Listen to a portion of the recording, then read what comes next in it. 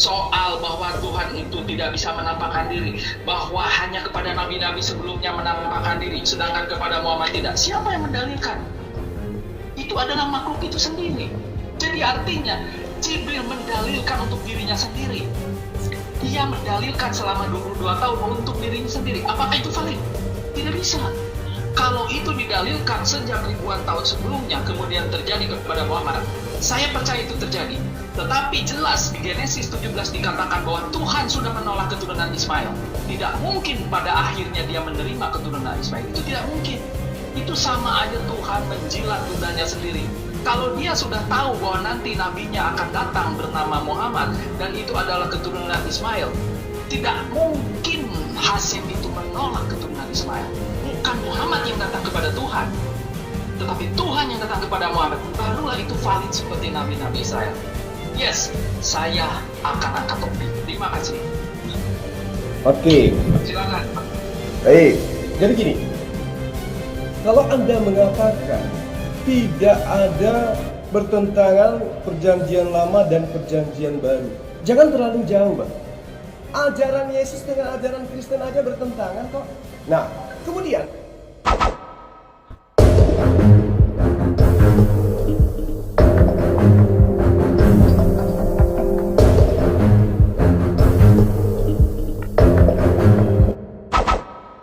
salam satu Tuhan.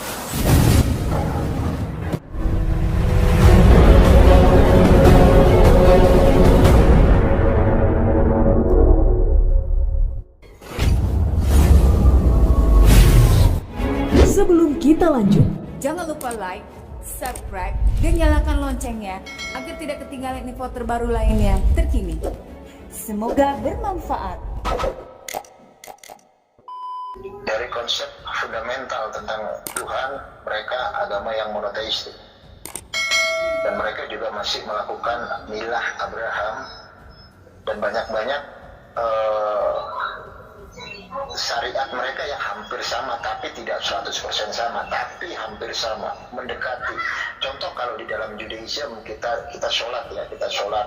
Kalau dalam bahasanya orang Islam kan sholat, kalau di kita kan tifilah, kita 3 hari sekali. Kalau Muslim 5 hari sekali ya. Syakharit, minha, ma'arif, maghrib dan ma'arif itu kan hampir sama. Kenapa kok bisa hampir sama? Karena kita adalah rumpun semitik, same root, ya, dari akar yang sama. Jadi kalau kita menghadap Yerusalem, dan itu juga hampir sama dengan orang-orang Islam, ya kan. Orang Islam akan menghadap ke Ka'bah sebagai kiblatnya mereka. Tapi mereka punya satu tempat yang cukup mereka istilahnya pertahankan sampai sekarang, dan itu adalah tempat Masjidil ya. Nah itu juga adalah tempat yang bersejarah bagi umat Islam sendiri, dan itu diakui sama orang-orang Judaism. Di situ tempat mereka menyembah Tuhannya Ibrahim. Terus kayak puasa mereka ada, terus ada makanan yang istilahnya tahur dan tamih. Kalau dalam Judaism itu tahur dan tamih. Kalau dalam Islam yang halal dan yang haram. Walaupun tidak selengkap dari Judaism, itu hampir ada kesamaan. Contoh kayak orang Islam tidak memakan babi, begitu juga dengan Judaism tidak memakan babi. Terus dalam konteks tefillah, doa, ketika kita melihat orang Islam, praktisi Islam, kalau mereka sholat itu dipisah, baik laki-laki maupun perempuan dipisah. Begitu juga dengan Judaism. Orang Judaism sendiri kalau mendengarkan orang wanita bernyanyi dalam konteks kol isya, itu ada yang namanya kol isya. Jadi laki-laki itu nggak boleh mendengar suara wanita menyanyi. Dan di dalam Pirkei Avot juga diajarkan kita tidak boleh banyak berbicara dengan wanita, apalagi istri orang. Nah kayak begitu. Kalau Anda mencari Yesus di dalam perjanjian lama tidak ada. Itu Anda mau cari sampai kapanpun tidak ada. Tetapi kita menghormati bagaimana praktisi Kristen mengeksegesis. Semua kan berangkat dari eksegesis. Nah kalau mau mencari nama Yesus, ya cari di Hilkot Melachim. Di situ dijelaskan bahwa baik Yesus, kan ada narasi ya di dalam Hilkot Melachim yang udah dikodifikasi sama Rambam, bahwa Isa atau Yesus, apapun sebutannya, yang intinya itu adalah tokoh sentral yang ada di dalam perjanjian baru, itu adalah salah satu bagian dari rencana Shem untuk mempersiapkan jalan bagi Mesiasnya orang Yahudi dan mempromosikan satu Tuhan. Begitu juga tentang nama putra Ismail yaitu Muhammad, itu juga ada tertulis di dalam Hilkot Melachim Di sana juga dinarasikan, udah dikodifikasi sama Rambam sebagai salah satu bagian daripada rencana Shem untuk mempersiapkan Mesias sebagai orang Yahudi dan mempromosikan satu Tuhan yang disembah oleh Ibrahim, Yakov, Ishak, dan juga leluhur-leluhur bangsa Israel. Nah, kayak begitu, Pak. Tadi ada pertanyaan bagus dari Bang Zuma tuh, masalah iblis. Ya, iblis ini kan malah membantu kalian, ya, dalam hal Yesus itu disalib. Untung ada iblis. Kalau nggak ada iblis yang menggunakan Judas, nggak jadi itu disalibkan gitu. Ya, kalau iblis nggak membantu kalian, artinya kekristenan itu nggak ada Tuhan gitu. Artinya yang berjasa di kekristenan itu iblis gitu. Kan aneh gitu. Iblis harusnya menjatuhkan manusia ke neraka. Ini kok malah menolong gitu. Bisa dijelasin nggak, Bang Kusnadi?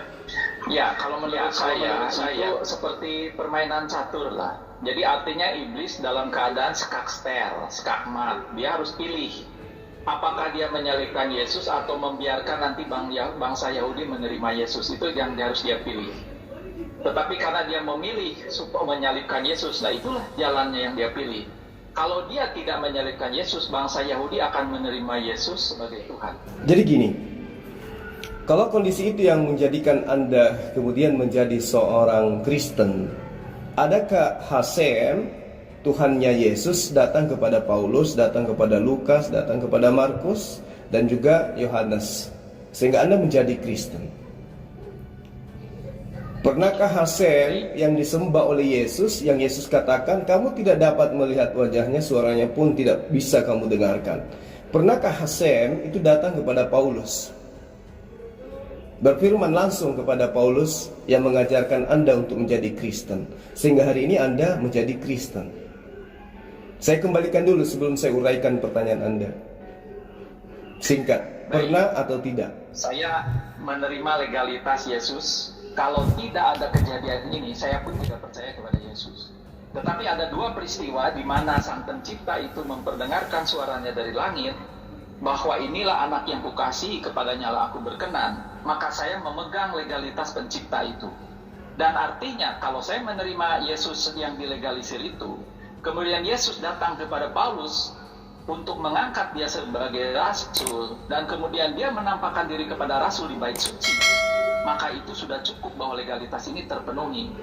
Nah, ini saya ingin membuktikan bahwa Muhammad sebagai nabi terakhir, tetapi Hasem tidak pernah menampakkan diri atau menunjukkan suaranya ataupun datang kepada Muhammad secara langsung.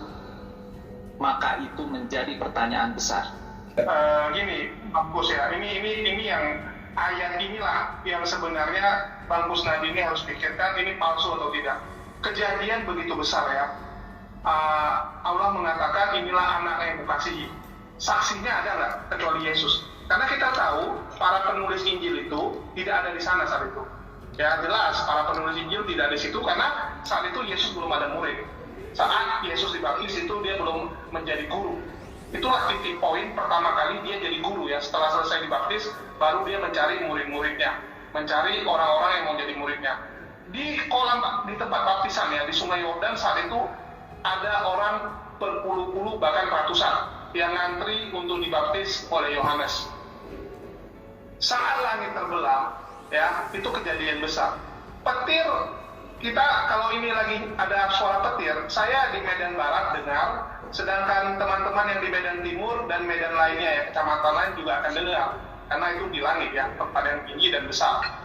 Dan kalau sampai suara itu kedengar ke bawah, artinya suara itu sangat besar ya, dari langit sampai ke tanah ya, jaraknya lumayan jauh. Adakah orang lain yang mendengar? Tidak ada. Adakah kejadian sejarah yang mencatat ada langit terbelah terus mengeluarkan suara? Tidak ada. Saat itu peradaban manusia sudah ada. Ya, saat itu orang Yunani sudah ada peradaban untuk menulis segala kejadian. Gunung berapi meletus juga dicatat, semua dicatat. Itu tidak ada yang dicatat. Bahkan diragukan apakah benar itu terjadi. Kenapa? Kalau memang ada suara seperti itu, logikanya, bagus lagi. Logikanya, itu murid-murid yang lagi ngantri dibaptis sama Yohanes, itu akan sujud menyembah Yesus langsung. Kalau hari ini saya melihat kejadian itu, saya misalnya muridnya Bang Zuma, tiba-tiba saya melihat Bang Kusnadi ya, saat mau dibaptis sama Bang Zuma, tiba-tiba langit terbelah dengan mengatakan, wah inilah anak yang kukasihi. Otomatis saya nyembah Bang Kusnadi langsung. Saya lebih milih jadi pengikut Bang Kusnadi. Tapi terbukti sejarah mencatat tidak ada orang-orang yang di sana yang menjadi muridnya Yesus. Dan itu sudah membuktikan bahwa itu cuma ayat karangan ya. Itu cuma ayat karangan. Ya oke, silakan Bang Zuma. Baik, jadi terima kasih banyak ya. Jadi arah daripada penjelasan itu menuju ke sana. Kalau dikatakan di dalam Matius ya, inilah anakku yang kukasihi, kepadanya lah aku berkenan. Ini juga tidak menunjukkan bahwa Yesus itu adalah pencipta alam semesta. Itu poinnya. Kemudian jauh sebelum Yesus menerangkan bahwa Bapa yang mengutus aku, kamu tidak pernah mendengarkan suaranya dan seterusnya. Di dalam kitabnya Bani Israel, Keluaran 33 nomor ayat 20 kalau saya nggak salah ya. Di situ diterangkan bahwa suaranya Bapa itu tidak akan pernah bisa didengarkan.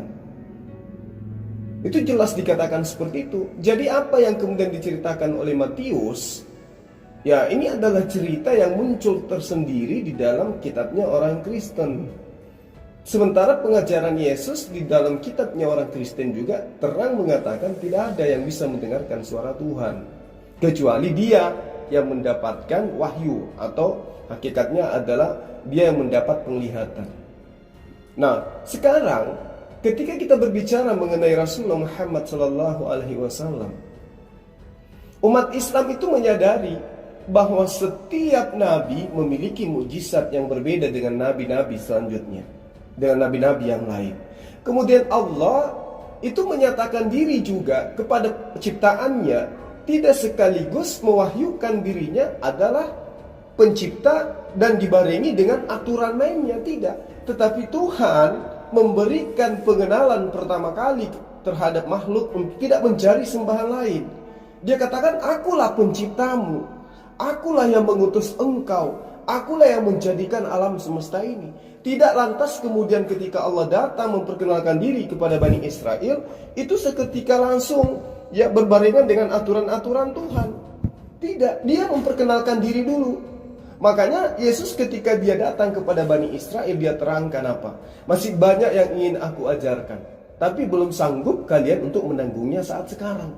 Itu artinya bahwa syariat atau aturan Tuhan itu step by step berkesesuaian dengan kemampuan manusia pada zamannya. Kemampuan manusia, kesanggupan manusia untuk menjalankan syariat itu. Nah, ketika Rasulullah Muhammad SAW itu datang, dia tidak lagi bola lautan, dia tidak lagi membangkitkan orang mati. Kenapa? Karena manusia sudah tidak butuh itu. Allah sudah mempraktekkan hal-hal karyanya itu kepada nabi-nabi sebelum Rasulullah. Lalu apa yang dibutuhkan oleh manusia pada zaman Rasulullah sampai hari ini? Yang dibutuhkan adalah pedoman hidup. Yang dibutuhkan adalah apa yang menjadi tatanan dalam kehidupan manusia untuk kembali kepada Sang Penciptanya. Apa itu? Aturan-aturan, larangan, perintah, kesempurnaan. Makanya yang datang kemudian seluruh mujizat yang diberikan Allah kepada seluruh nabi itu tidak bisa lagi kita lihat di saat sekarang. Belah lautan, tidak ada umatnya Nabi Musa yang bisa belah laut. Bangkitkan orang mati, tidak ada umatnya Yesus yang kemudian bisa membangkitkan orang mati. Tapi Rasulullah Muhammad SAW mujizatnya hari ini masih ada, yaitu Al-Quranul Karim. Nah, inilah pedoman inilah yang dibutuhkan oleh manusia saat sekarang. Covid tidak membutuhkan laut dibelah. Covid tidak membutuhkan orang mati dibangkitkan. Tidak butuh. Tapi Covid butuh Al-Quran. Bagaimana kemudian manusia itu diajarkan untuk menjalankan syariat pedoman hidupnya berdasarkan terhadap perintah yang ada dalam Al-Quran Karim. Ini yang dibutuhkan. Endingnya apa kemudian? Para ilmuwan tidak menemukan bahwa begini loh kalau kita ingin memecah lautan, begini loh kalau kita ingin membangkitkan orang mati. Tetapi para ilmuwan setinggi apapun ilmunya, mereka akan menemukan apa yang telah tersirat di dalam Al-Quran 1400 tahun silam. Nah ya, berarti yang kita butuhkan sekarang ini adalah bukan penampakan-penampakan yang nyata seperti terjadi kepada Abraham, kepada Nabi Musa, kepada nabi-nabi sebelum Rasulullah. Bukan, kita tidak butuh itu semua. Kenapa? Karena Allah telah menyatakan diri dalam Al-Quran, akulah. Artinya dia berkarya kepada Abraham, dia yang berkarya kepada Musa. Dan saatnya karyaku adalah berupa hukum-hukum. Dan itu juga diterangkan oleh Yesus, bahwa ketika ia datang, yaitu penolong lain, dia akan mengajarkan segala sesuatunya tentang hukum-hukum. Nah, karena itulah kemudian Al-Quran menyajikan pedoman kepada manusia. Anda ingin berbicara ekonomi, ada di Al-Quran. Anda ingin berbicara mengenai perniagaan, ada di Al-Quran. Berbicara mengenai politik, ada di Al-Quran. Berbicara mengenai tata negara, ada di Al-Quran. Hal perkawinan, hal pewarisan, hal piutang, semua ada dalam Al-Quran. Nah, itulah yang dibutuhkan oleh manusia zaman ini. Bukan berlautan, bukan bangkitkan orang mati. Kalau serentetan mujizat, itu Tuhan kami yang melakukan itu. Musa membebaskan Bani Israel dari perbudakan, itu karya Tuhan kami. Yesus membangkitkan orang mati, itu karya Tuhan kami. Nah, karya Tuhan kami yang terakhir adalah memberikan pedoman hidup kepada umat manusia. Siapa yang mau selamat, ikut kepada pedoman itu. Bukan ikut kepada yang mengajarkan menyembah sesama manusia. Tetapi aturan mainnya kemudian adalah Al-Quranul Karim menjadi tatanan kehidupan manusia. Ini yang perlu saya jelaskan di sini. Sehingga apa yang saya katakan, sehebat apapun sebuah agama, tidak bisa menjadikan agamanya itu, kitab sucinya itu menjadi tatanan di dalam bernegara. Tidak bisa menjadikan hukum yang ada di dalam kitabnya itu sebagai apa? Sebagai asas bernegara. Tapi Al-Quran, mau negara seperti apapun bentuknya, Al-Quran itu bisa untuk dijadikan sebagai pedoman. Nah, ini yang kemudian yang harus saya gambarkan kepada Bang Kusnadi, bahwa Allah tidak lagi datang seperti pada saat dia menyatakan diri kepada kaum terdahulu, bahwa orang harus meninggalkan penyembahan berhala, orang harus meninggalkan Dewa Baal, orang harus meninggalkan Horus, orang harus meninggalkan Atis dan seterusnya. Kenapa? Karena ada yang menyatakan diri kepada para nabi sebagai utusan, akulah Allah, tidak ada Tuhan selain aku, akulah yang menciptakan langit dan bumi. Allah datang kepada para nabi dengan identitas seperti itu. Lalu kemudian mereka diajarkan ajaran-ajaran pelan-pelan sampai kepada manusia dianggap sudah mampu menjalankan semua syariatnya, maka Al-Quran datang dengan kesempurnaannya tersebut. Maka Al-Quran mengatur manusia mulai dari tidur sampai dia tidur kembali, itu diatur dalam Al-Quran. Siapa yang ingkar disebut kufur, siapa yang taat disebut beriman. Itulah Al-Quran. Gitu, Bang. Jadi abang ini tidak bisa, oh Allah itu harus seperti ketika dia datang kepada Yesus, ketika dia datang kepada Musa. Oh, tidak bisa. Tidak bisa. Layaknya Allah ketika berfirman kepada Musa, beda caranya ketika berfirman kepada Yesus. Beda, karena zamannya beda, ruang lingkup wilayahnya, pekerjaannya juga beda, kemudian kaumnya juga tipikalnya berbeda. Gitu. Nah, itu satu hal. Kemudian, taruhlah misalnya nih, Al-Quran dan Allah itu fiktif. Kita anggap begitu, ya. Oh, Allah itu tidak ada berkarya kepada Rasulullah. Berarti kita harus mengakui dong bahwa Al-Quran itu adalah karya dari seorang yang hidup di zaman jahiliyah yang buta huruf. Sekarang manusia yang sempurna kayak kita ini hidup di zaman modern. Boleh tidak menunjukkan satu profesor atau ilmuwan di mana karyanya itu bisa duduk sebagai level di mana karyanya itu duduk sebagai firman Tuhan? Misalnya bagaimana yang menemukan listrik, bagaimana yang menemukan telepon, bagaimana yang menemukan internet. Bisa nggak hasil temuannya itu dikatakan sebagai kalamullah, sebagai firman Tuhan? Tidak bisa. Kenapa? Karena ada yang sudah lebih dulu menemukannya. Ada yang lebih dulu menyajikan di dalam kitab sucinya. Menemukan adanya api di dalam laut, menyajikan adanya lapisan-lapisan atmosfer dan seterusnya. Bisa nggak mereka itu disebut, oh ini adalah kalamullah? Tidak. Karena ada yang lebih dulu di 1400 tahun silam yang lebih dulu menyajikan itu. Ilmuwan kemudian mengorek terus sampai mereka menemukan sebuah ilmu, ternyata sudah disajikan lebih dulu dalam Al-Quran Karim. Terakhir ditemukan lagi DNA setiap manusia itu berbeda dari sidik jari. Oh, ternyata 1400 tahun seorang Rasul Muhammad SAW sudah menyajikan itu dalam kitabnya. Jadi apakah ingin kita katakan bahwa Rasulullah Muhammad SAW itu lebih pantas, ya? Lebih pantas sekiranya mungkin ada Tuhan terbuat dari manusia, maka saya katakan Rasulullah Muhammad SAW itu lebih pantas orang-orang Tuhan kan. Karena kenyataannya apa yang ditorehkan di dalam lisannya yang kemudian termaknum Al-Quran itu bisa dibuktikan kebenarannya. Bagaimana dengan Yesus? Bagaimana dengan Musa? Bagaimana dengan Daud? Yang kemudian kitabnya hari ini ada sama teman-teman Kristen. Apakah bisa dibuktikan kebenarannya di kitab Kristen tentang apa yang disajikan di dalam? Nah ini harus dipahami.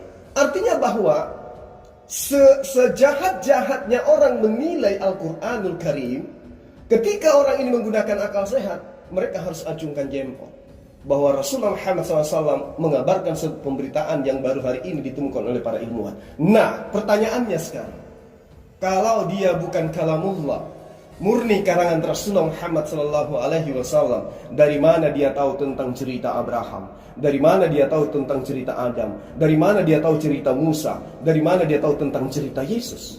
Di Arab Saudi, zaman jahiliyah 1400 tahun silam, tidak ada sekolah yang membahas, tidak ada sekolah, tidak ada tempat pendidikan, tidak ada orang yang mengenyam pendidikan di sana. Tidak ada pembelajaran ekonomi, tidak ada pembelajaran geografi, tidak ada pembelajaran tentang apapun itu, pelajaran tentang nabi-nabi, tidak ada pelajaran tentang kitab suci, tidak ada pelajaran tentang Yahudi, tentang Kristen. Tapi kenapa kemudian Rasulullah Muhammad SAW yang ummi, anak yatim piatu, tidak pernah sekolah, jauh dari pendidikan, bisa menyajikan itu semua dan diimani 1400 tahun silam sampai hari ini tidak ada berubah. Nah ini perlu, silakan Anda pikirkan. Apakah ini Rasulullah Muhammad SAW betul-betul karangannya, atau ini bersumber dari Sang yang Maha Mengetahui? Demikian. Kita tahu, kita menyadari bahwa kita hidup di dalam kungkungan ada dua kekuatan, yaitu kekuatan daripada Tuhan dan juga ada kekuatan iblis yang mencoba menggoda kita. Dan iblis tidak bisa kita sepelekan, dia sanggup melakukan apa aja. Kalau sekarang pun atau pada abad ke-7 pun, dia artinya udah hidup minimal sekitar 4-5 ribu tahun yang lalu. Artinya iblis itu lebih pintar daripada zaman Adam. Adam aja manusia yang sempurna, yang tinggal dekat dengan Tuhan, itu bisa dijatuhkan. Apalagi orang-orang lain keturunannya. Itulah makanya kita waspada. Karena pada saat kita mati, kita datang ke akhirat, kita tidak ditanya, apakah kamu pedoman hidupnya punya atau enggak? Apa kamu tahu sainsnya? Enggak. Tidak demikian. Tetapi bagaimana supaya kita mendapatkan petunjuk yang pasti daripada Tuhan adalah Tuhan sendiri yang menunjukkan kepada kita. Kalau sekarang Bang Jul, bagaimana Anda menjelaskan pada saat Anda di akhirat? Terus kemudian Tuhan mengatakan bahwa saya tidak pernah mengutus Nabi Muhammad. Apa Anda yang mengatakan? Tetapi saya bisa membuktikan kalau misalnya Paulus itu salah, saya tunjukkan Paulus ditunjuk oleh Tuhan Yesus. Tuhan Yesus sendiri mendapat pengakuan dari pencipta sendiri. Dan itu ada ceritanya. Kalau misalnya kayak Bang Julius tidak percaya soal saksi mata, itu semua kisah ada lengkap di dalam kitab Injil, Perjanjian Baru. Dan itu pun juga kemungkinan besar sudah dibaca oleh Waraka. Karena dia bercerita tentang kitab ini. Bercerita apakah sama atau enggak kita nggak tahu.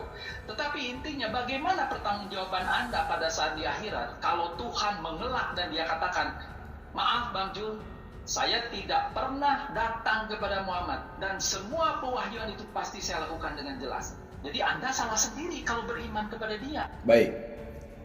Jadi gini, ketika apa yang Anda nyatakan ini benar adanya, bagaimana kemudian umat Islam ini menjawab semua tantangan itu?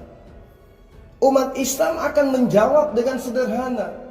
Apakah bukan engkau yang menciptakan alam semesta? Allah akan menjawab, aku yang menciptakan alam semesta. Apakah bukan engkau yang mengutus para nabi? Aku yang mengutus para nabi. Nah, terus yang kami sembah itu ya kamu yang mengutus itu. Yang tidak bisa disetarakan dengan makhluk. Yang mengutus Musa, yang mengutus Daud, yang mengutus Yesus, itulah yang kami sembah. Kami tidak pernah mengatakan bahwa wujudmu seperti manusia, wujudmu seperti roh bertanduk tujuh, bermata tujuh. Kami katakan bahwa iman kami bersaksi meski kami tidak pernah melihatmu, karena kamu memang tidak bisa dilihat. Kamulah yang menciptakan alam semesta ini. Kamu mengajarkan kami mengimani Yesus sebagai nabimu, sebagai rasulmu, apakah itu salah? Allah akan mengatakan imanmu sudah benar. Kamu menyembah esensi pencipta alam semesta. Dan aku tidak pernah memperlihatkan wujudku. Oh, inilah aku, saya berupa makhluk seperti manusia dan seterusnya. Justru kalau ini dibalik kepada saudara Bangkus, ya, kalau berbicara mengenai iblis itu memang betul pekerjaannya itu adalah menyesatkan manusia, membisikkan manusia agar manusia itu jauh dari ajaran Tuhan. Nah, di dalam Al-Quran pekerjaan iblis itu ternyata dikatakan iblis akan mengajarkan manusia menyembah selain daripada pencipta alam semesta. Dan iblis akan mengajarkan manusia untuk jauh dari ajaran Tuhan. Bagaimana pekerjaan iblis dalam Al-Quran? Adakah dia mengajarkan agar menyembah kepada manusia? Yang ada di dalam Al-Quran seruan untuk menyembah kepada Tuhannya, seru sekalian alam, pencipta alam semesta. Nah, di kitab Anda yang menyeru Yesus itu adalah anak Tuhan, iblis. Yang mencontohkan menyembah Yesus, iblis. Yang mengajarkan bahwa Tuhan punya anak, iblis. Yang mengajarkan Tuhan itu ada 3, iblis. Nah, sekarang kalau itu yang menjadi sandaran Anda, coba mari kita masing-masing berkaca. Apakah Anda ingin mengakui bahwa iblis punya peranan penting di dalam agama Anda untuk menyampaikan bahwa Yesus itu adalah anak Tuhan? Tuhan itu punya anak. Sampai Yesus itu sudah berpesan akan ada penyesat di tengah-tengah mereka yang mengajarkan dengan membawa-bawa nama Dia. Ini kembalikan kepada pernyataan Anda. Kalau kami umat Islam itu sudah final, kami menyembah yang mengutus para nabi. Oh tidak, bukan para nabi yang mengajarkan Rasulullah Muhammad SAW, tapi iblis. Apa yang diajarkan iblis itu kepada Rasulullah Muhammad SAW? Oh, iblis itu mengajarkan menyembah kepada pencipta alam semesta. Iblis itu mengajarkan kami mengakui para nabi-nabi terdahulu. Iblis itu mengajarkan untuk beriman kepada kitab-kitab terdahulu. Iblis itu mengajarkan kami beriman kepada malaikat-malaikat Allah. Bahwa malaikat itu ada pencabut nyawa, ada pembawa firman dan seterusnya. Lalu apa salahnya? Ketika kemudian yang esensi yang menyatakan diri kepada Rasulullah Muhammad SAW, pencipta alam semesta, tidak bergantung kepada makhluk. Dialah yang mewahyukan kitab-kitab. Dialah yang mengajarkan Nabi Musa mengenal Tuhannya. Dialah yang mengajarkan para nabi untuk menyembah kepada Tuhan. Apa yang salah? Sementara kalau ini yang kita jadikan acuan, Bangkus, Al-Quran menerangkan. Yesus di dalam Al-Quran nyata mengatakan kepada Bani Israel, aku ini adalah utusan Allah kepadamu. Aku menyembah Allah. Dikatakan qala inni abdullah. Apa yang salah di situ? Ketika umat Islam hari ini sujud kepada pencipta alam semesta dengan imannya bahwa Yesus itu adalah hamba Allah. Kalau Anda mengatakan ini ajaran iblis, berarti iblislah yang mengajarkan di dalam Yohanes 4 nomor 22 yang mengatakan Yesus menyembah Tuhan yang benar, dan iblislah yang mengajarkan bahwa Yesus mengaku dia memiliki Tuhan. Ini yang kami imani sekarang. Yesus mengajarkan dirinya utusan Tuhan. Yesus mengajarkan dirinya adalah abdi Tuhan. Yesus mengajarkan dirinya adalah utusan Tuhan. Kami mengimaninya. Qala inni abdullah ataniyal kitab wa ja'alani nabiyyan. Dia adalah nabi. Dia membawa ajaran Injil. Dia juga menyembah kepada Allah. Apa yang salah di sini? Kalau ini iblis justru mengajarkan kebenaran berarti. Sementara di sisi lain ada yang menuhankan manusia, ada yang menyembah manusia, ada yang menganggap pencipta alam semesta menjadi makhluk dan seterusnya. Yang mana ajaran iblis yang sebenarnya? Saya kembalikan kepada Anda, silakan. Baik. Kita tahu kalau iblis itu adalah makhluk yang sangat cerdas dan licik. Dengan demikian dia tidak mungkin kasih lihat mukanya sendiri. Tentu dia pakai topeng. Jadi itulah sebabnya kita tertipu sama dia. Kalau enggak, Adam itu akan menang sama iblis. Iblis justru lihainya di situ. Dia 99% adalah kebaikan, 1% belum tentu. Jadi kalau pencipta dikatakan, betulkah engkau pencipta? Betul. Apakah engkau yang mengutus para nabi? Betul. Karena dia sendiri yang mengangkat para nabi itu. Baik dengan berbagai cara. Dan itu sudah jelas digariskan bahwa itu adalah keturunan daripada Yakub. Tetapi manakala keluar dari Yakub butuh konfirmasi yang lebih besar. Dan khusus kepada Muhammad, Tuhan tidak pernah datang secara aktif seperti kepada nabi-nabi Israel. Ini masalahnya. Nggak peduli apakah perintah Tuhan seperti apa, tetapi kalau itu benar Sang Pencipta yang memerintahkan, maka tidak ada jalan lain, kita harus taat. Seandainya dikatakan bahwa Yesus itu cucunya Allah, kita harus terima, asalkan yang berbicara itu Pencipta. Tetapi kalau dikatakan bahwa engkau harus menyembah Allah, tetapi yang berbicara itu bukan Pencipta, mohon maaf, saya katakan itu tipuan, karena begitu banyak penipu di dunia ini. Apalagi si iblis ini rajanya penipu. Itulah sebabnya kita yang mesti waspada. Jadi dalam hal ini, legalitas, konfirmasi itu penting pada saat kita menghadap ke akhirat. Kalau itu ditanya, siapakah yang menurunkan ini? Terus Sang Pencipta mengatakan, saya tidak tahu itu. Saya tidak pernah mengutus malaikat saya tidak pernah mengutus nabinya begitu. Anda mau ngomong apa? Terus Anda katakan, oh ini perintah menyembah Tuhan, ini menyembah tauhid, terus ini dan lain sebagainya. Terus Tuhan mengatakan, maaf, saya tidak pernah menunjuk dia, saya tidak pernah mengutus malaikat saya kepada dia. Anda mau bilang apa? Ya sama, pernyataan ini juga saya tanya kepada Anda. Saya tidak pernah mengutus Paulus. Kira-kira Anda ngomong apa? Ngomong apa coba? Kan tadi saya sudah jelaskan bahwa legalitas Yesus ini sangat kuat karena ada suara Sang Pencipta, itu pertama. Kemudian kebangkitan kematiannya, dan dia bisa secara ajaib datang kepada Paulus waktu masuk ke Damaskus, kemudian juga menampakkan diri kepada Paulus di bait suci. Apalagi yang kurang? Nah, itu dia tadi. Saya kembalikan kepada Abang. Iblis itu pintar, iblis itu cerdas. Sementara Yesus sendiri mengatakan, kamu tidak akan mampu mendengarkan suara Tuhan. Tetapi ternyata orang-orang mendengarkan suara Tuhan dari langit. Ini yang benar yang mana? Kalau Al-Quran sudah jelas, Bang. Ya ahlal kitabi, la taglu fi dinikum, wa la taqulu 'alallahi illal haqqa. Jangan kau katakan tentang Allah kecuali yang benar. Sesungguhnya innamal masihu Isa bin Maryam Rasulullah wa kalimatuh. Itu jelas utusan Allah. Yesus itu utusan Allah. Dia itu berasal dari firman Allah. Al-Qaha, ya, dikatakan ila Maryama wa ruhul minhu fa aminu, kemudian kepada siapa ditujukan? Billah wa rasulih. Jelas. Allah, kita diperintahkan untuk beriman kepada Allah dan juga beriman kepada kerasulannya dia.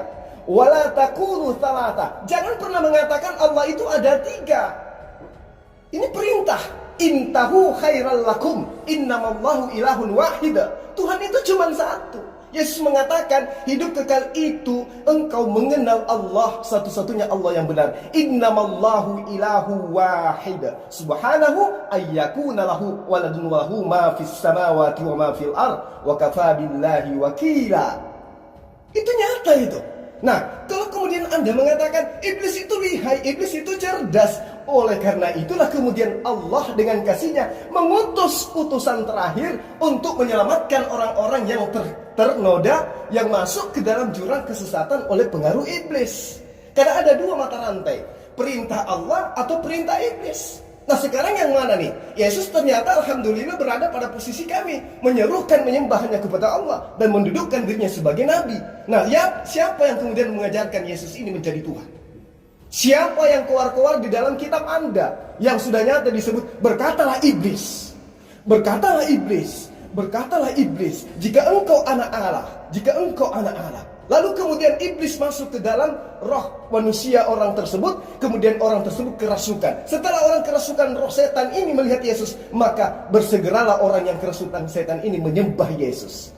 Sekarang yang Anda ikuti adalah iblis yang merasuki manusia menyembah Yesus. Anda hari ini juga menyembah Yesus. Sementara Yesus jangankan kepada muridnya, kepada iblis pun dia serukan.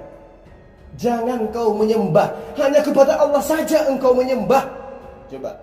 Nah sekarang yang menyembah kepada Yesus ini siapa? Sumbernya dari mana ajaran ini? Kalau kami jelas, innamallah ilahu wahid.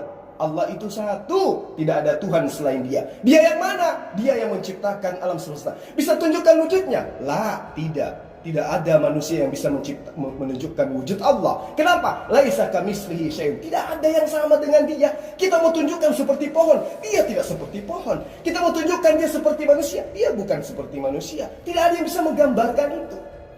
Bapa yang mengutus aku, tidak ada manusia yang pernah melihat wajahnya, suaranya pun tidak bisa didengarkan.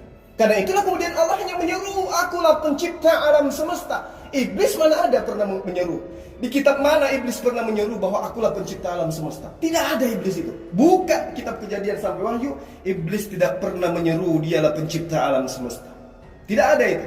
Dia hanya memerintahkan orang tunduk akan menyerahkan dunia kepadanya. Umat Islam bagaimana mau diserahkan dunia? Siang hari hanya sujud kepada pencipta alam semesta. Hampir tidak ada waktunya untuk mengejar dunia manusia Islam itu. Sehingga iblis datang hanya memberikan dunia.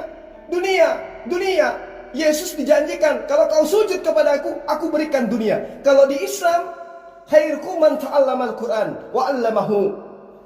Dikatakan bahwa yang paling baik di antara kamu bukan yang banyak hartanya, tapi yang mempelajari Al-Qur'an dan mengajarkan Qur'an. Artinya bahwa ketika pedoman hidup itu datang dengan sempurna, maka manusia sedikit demi sedikit akan ditarik kepada kehidupan, akan ditarik kepada kesibukan yang mengejar akhirat, bukan mengejar dunia. Itulah, kalau mau sibuk dengan akhirat, masuk Islam. Belum apa-apa, sujud kepada Tuhan. Belum apa-apa, sujud kepada Tuhan. Yang sekali sehari, seminggu, itu sibuk dengan dunia. Sibuk dengan dunia. Kenapa? Karena memang sesuai dengan Kejadian 3 yang Anda sebutkan tadi, Allah yang mengadakan permusuhan. Maka Allah juga yang harus mendamaikan. Dengan cara apa? Allah mengutus para nabi, memberikan pedoman hidup. Ini loh, mau selamat lakukan yang ini, mau celaka ikuti yang ini. Nah sekarang kembali kepada Anda. Siapa yang mengajari Anda menyembah manusia bernama Yesus? Oh dialah Tuhan itu sendiri. Kata siapa? Oh dialah Sang Firman yang menyusul menjadi manusia. Kata siapa? Itu pesan-pesan iblis. Kalau kami umat Islam jelas, innamallahu ilahu wahid. Siapa Allah? Pencipta alam semesta. Tahu dari mana? Dia menyatakan dirinya kepada para rasul, kepada Abraham, kepada Musa, dan seterusnya. Karena itulah kemudian saya sering katakan, sembahan kami itu bukan sembahan yang baru dibuat. Makanya sering Allah itu menerangkan, dialah yang menciptakan alam semesta. Dia siapa? Dia yang pernah menyatakan diri kepada Abraham, kepada Musa, kepada Isa, pada Yesus. Makanya dia. Di samping itu dia juga mengatakan, Akulah dia yang menyatakan diri kepada Musa dan juga kepada nabi-nabi sebelum kamu. Nah itu dapat pasti itu. Jadi yang namanya pencipta, yang namanya Tuhan pasti ngaku Tuhan. Pasti ngaku Tuhan. Yang bukan Tuhan tidak mungkin ngaku Tuhan. Nah lalu kemudian iblis juga ngaku Tuhan. Iya, iblis bisa mengaku Tuhan. Bahkan manusia pun ada yang mengaku Tuhan. Fir'aun ngaku Tuhan. Iblis juga ngaku Tuhan. Siapa yang ngaku Tuhan itu? Orang-orang yang kemudian lebih mengedepankan akal-akalan daripada wahyu. Tuhan ngaku Tuhan itu pasti. Iblis mau mengaku Tuhan juga mungkin. Tetapi apa yang terjadi kemudian? Kita lihat ajarannya. Apakah mereka itu mengajarkan menyembah kepada pencipta alam semesta, yang kemudian kami sebut dengan Allah, orang Yahudi sebut dengan Hasem. Dialah pencipta alam semesta. Nah itu dia. Kami tidak membentuk diri untuk menyembah kepada makhluk. Kami tidak membentuk diri untuk menyembah kepada ciptaan. Kami menyembah kepada esensi pencipta alam semesta ini. Seperti apapun rupanya, Allah maha melihat, Allah maha mengetahui hati hambanya, hati Tuhan, hati makhluknya. Jadi kami hanya sujud kepada pencipta alam semesta. Saya kembalikan kepada Bangkus. Oke, baik. Kalau Tuhan memang mengangkat para nabi, mengangkat Abraham, kemudian dan lain seterusnya, itu tidak berarti secara otomatis dia mengangkat Muhammad. Karena pada waktu pengangkatan Muhammad, Allah harus hadir di dalam kehidupan dia, supaya itu membuktikan bahwa dia nabinya Tuhan. Anda mempermasalahkan, mau mendiskreditkan ajaran Kristen, tidak masalah. Tetapi yang penting bahwa kedatangan Tuhan yang menyertai Yesus dan Paulus itu sudah terbukti. Jadi itu adalah legalitas yang kami pegang. Dan itulah yang akan jadi pegangan kami pada saat itu di akhirat. Tetapi kalau Anda cuma berbicara tentang saya pedoman hidup, Al-Quran adalah mujizat dan lain sebagainya, sementara tidak ada pengakuan daripada Tuhan secara langsung kepada Muhammad seperti kepada nabi-nabi Israel, itu gak ada gunanya Bang Jul. Kenapa? Karena pada saat di akhirat kalau Tuhan menolak itu, Anda tidak bisa apa-apa. Anda tidak melihat bahwa pewahyuan yang sudah berjalan ribuan tahun bisa dirubah dalam 22 tahun oleh seseorang makhluk yang datang pada saat itu. Jelas ini mustahil. Gak mungkin. Ini bicara ribuan tahun bisa dirubah dalam 22 tahun. Tuhan mana yang bisa melakukan itu? Gak mungkin. Jadi dari sini aja kita sudah melihat kita butuh legalitas, bukan isi tentang ajarannya. Itu nomor 2. Yang pertama itu adalah harus ada pengakuan ini dari siapa. Kalau Anda tidak bisa membuktikan bahwa ini dari Tuhan, forget it semuanya. Saya demikian. Saya mencari Tuhan, Anda mencari pedoman hidup. Berbeda. Berbeda tujuan, hasilnya pasti berbeda. Tetapi saya mencari Sang Pencipta itu. Karena kedatangan dia, tidak pernah dia itu terjadi sendirian. Ada saksi mata, ada peristiwa yang mengikuti, dan ada kelanjutan. Paulus pun juga demikian. Sebelumnya dia adalah orang jahat, pembunuh kepada orang-orang Israel. Dia adalah orang-orang Farisi yang membunuh ke sana kemari. Tapi pertemuan dengan Yesus mengubah segalanya sampai dia rela mati demi imannya dia. Apakah itu membuktikan itu dari iblis?